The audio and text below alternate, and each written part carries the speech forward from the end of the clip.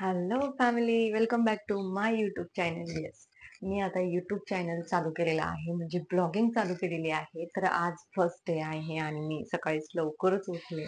लवकर उठून मी पटकन आंघोळ वगैरे केली आणि सोबत धुणं पण धुवून टाकले. म्हणजे माझं काम आज 1 वाजताचं काम सकाळी 7लाच झालेलं आहे. तर त्यानंतर मी आता स्वयंपाक करणार आहे. स्वयंपाकला तुम्हाला पण रील पाहिला असेल की मी स्वयंपाकमध्ये काय काय करणार आहे.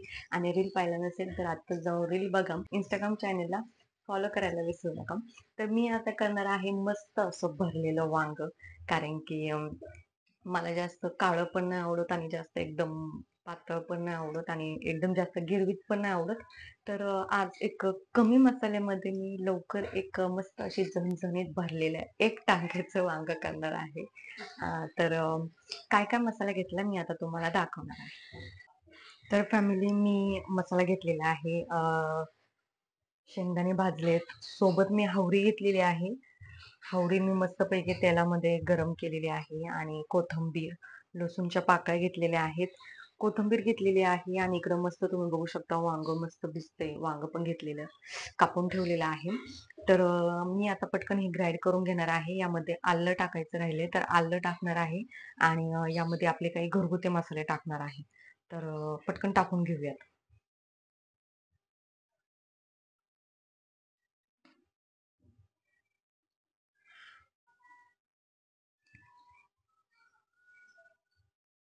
तर फॅमिली बघू शकता, मी घरगुती मसाला घेतला, हळद घेतली आणि हा चिकन मसाला थोडासा घेतलेला आहे. कारण की फॅमिली, कोणती पण भाजी असो मी त्यामध्ये गरम चिकन मसाला टाकते. कारण की तिखट चिकन मसाल्याने खूप छान टेस्ट येते. तर चला आता हे पटकन आपण मिक्सरमध्ये बारीक करून घेऊ.